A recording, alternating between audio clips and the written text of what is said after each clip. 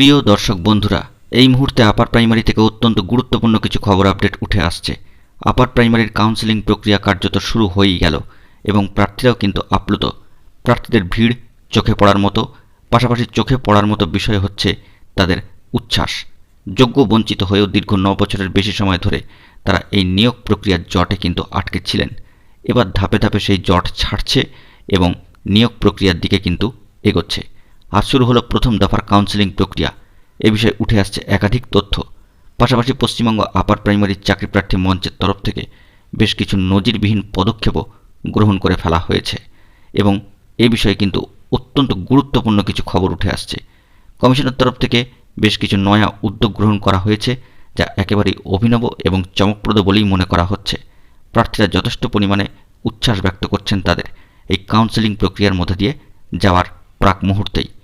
এটা বলা প্রয়োজন যে দীর্ঘ 9 বছর পর থমকে থাকার পর আপার প্রাইমারি শিক্ষক নিয়োগ প্রক্রিয়া এবার কিন্তু আস্তে আস্তে এগোচ্ছে। বন্ধুরা, এরই মাঝখানে পশ্চিমবঙ্গ আপার প্রাইমারি চাকরি প্রার্থী মঞ্চের তরফ থেকে একটি বিশেষ পদক্ষেপ গ্রহণ করা হয়েছে।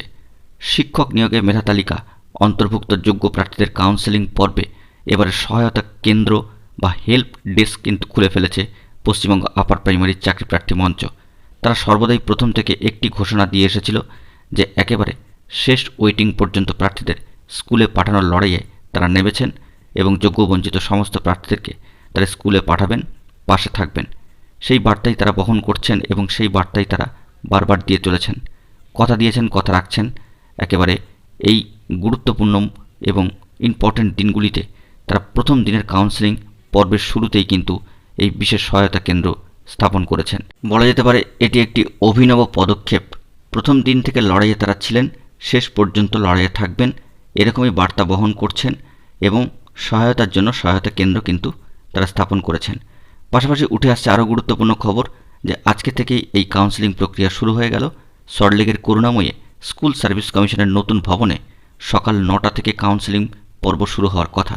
স্কুল সার্ভিস কমিশনের অর্থাৎ এসএসসির চেয়ারম্যান সাহেব সিদ্ধার্থ মজুমদার মহাশয় বলেছেন যে প্রথম দিন 300 জন প্রার্থীকে কাউন্সেলিংয়ে ডাকা হচ্ছে। পরের দিন থেকে 700 জন করে চাকরি প্রার্থীকে ডাকা হবে।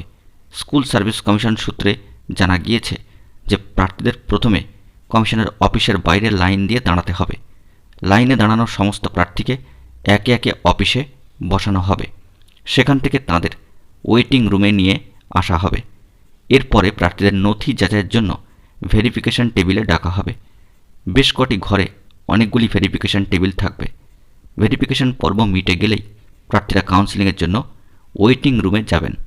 এই রকম 6টি ওয়েটিং রুম থাকবে। এই ওয়েটিং রুমে একটি করে বড় টেলিভিশন থাকবে, অর্থাৎ জায়ান্ট স্ক্রিন ধরনের কোনো ব্যবস্থা।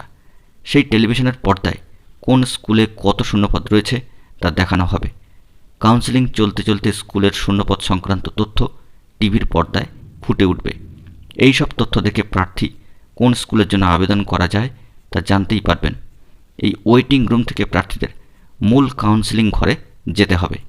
সেখানে গিয়ে প্রার্থী স্কুলের নাম বললে তাকে স্কুলের নাম লেখা সম্মতিপত্র দিয়ে দেওয়া হবে। অবশ্য এই বিষয়ে উল্লেখ্য যে স্কুল সার্ভিস কমিশন জানিয়েছেন যে আজ সোমবার শুধু প্রার্থীরা নিজেদের স্কুল পছন্দ করতে পারবেন এবং তাদের সেই অনুযায়ী সম্মতিপত্র দিয়ে দেওয়া হবে। সুপারিশপত্র দেওয়ার অনুমতি এখন মহামান্য আদালত দেননি। মহামান্য আদালত সুপারিশপত্র দেওয়ার অনুমতি দিলেই তারপরেই এসএসসি তা দেবে। উচ্চ প্রাথমিকের মেধা তালিকায় এবং অপেক্ষমান তালিকা মিলিয়ে মোট 13,334 জন প্রার্থী রয়েছেন।